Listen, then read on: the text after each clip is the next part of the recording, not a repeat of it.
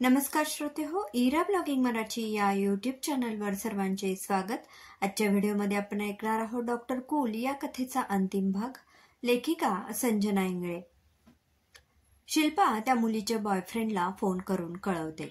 बोलत असताना स्पीकरवर टाकते, हॅलो, तुमच्या मैत्रिणीने हाताची नस कापली आहे, तुम्हाला मदत करायला इकडे यावं लागेल। हे ऐकून समोरचा मुलगा घाबरतो। कोण मुलगी? कसली नस? Sorry, wrong number. ती मुलगी हे सगळं ऐकते आणि जाम चिडते।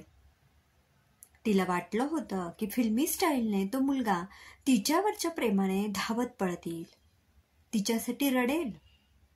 शिल्पा म्हणाली, हाच तो मुलगा ना जो म्हणत होता की आकाशातून चंद्रतारे आणेल? इथे साधं औषध आणायला तो ओळख सुद्धा दाखवत नाहीये। इतक्यात तिचे आई वडील येतात। मॅडम, हे घ्या औषध, अजून काही लागत असेल तर कळवा। बघ, हे तुझे आई वडील, यांच्यासाठी जग, यांचा विचार कर।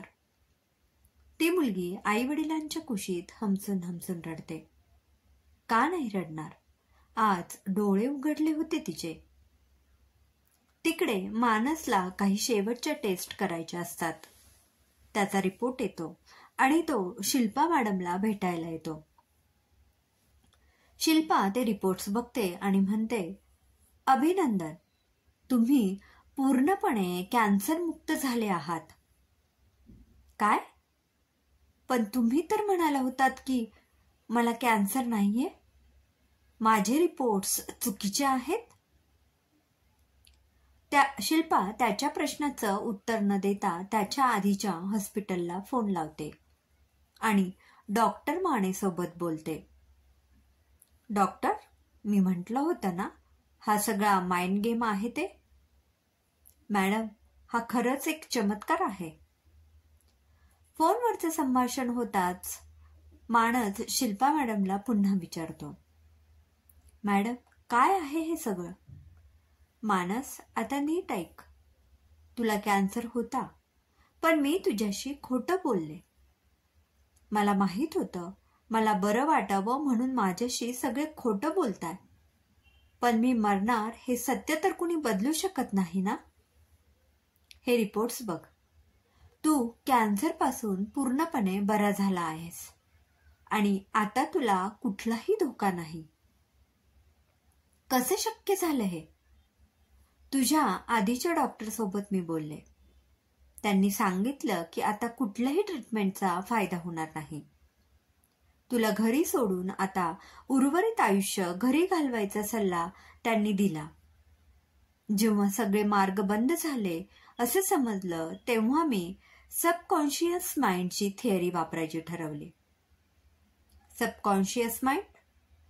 हो, तुला खोटं सांगितलं नसतं तर तू घरी बसून दिवस रात्र मरणाचा विचार केला असतास। तू कॅन्सरने नव्हे तर या नकारात्मक विचारांनीच जास्त खंगला असतास।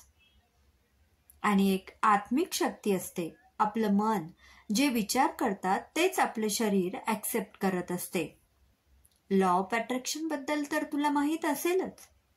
तू या काही महिन्यात सतत चांगले विचार करत गेलास, तुला नवीन आयुष्य मिळालं असं समजून तू प्रत्येक क्षण भरभरून जगत गेलास आणि तुझ्या मनाने तेच बिंबवलं।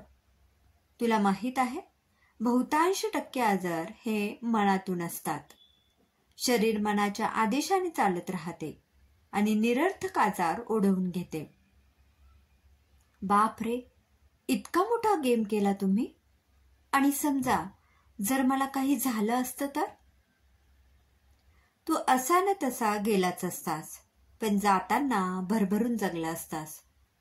तुला कॅन्सर नाही या भावनेने मानस डोळ्यात पाणी आणून शिल्पा मॅडमचे आभार मानतो। त्याचे आई वडील तर अक्षरशः शिल्पा मॅडमचे पाय पकडतात। मॅडम, डॉक्टरांना पृथ्वीवरचा देव का म्हणतात हे आज समजलं मला। तर ही होती कहाणी एका कूल डॉक्टरची, जिने पुढे जाऊन गरिबांसाठी दवाखाना सुरू केला आणि आयुष्यभर लोकांच्या सेवेसाठी ती झटत राहिली। समाप्त। श्रोते हो, कशी वाटली कथा कमेंटमध्ये नक्की कळवा. पुन्हा भेटूया एका नवीन कथेत. धन्यवाद.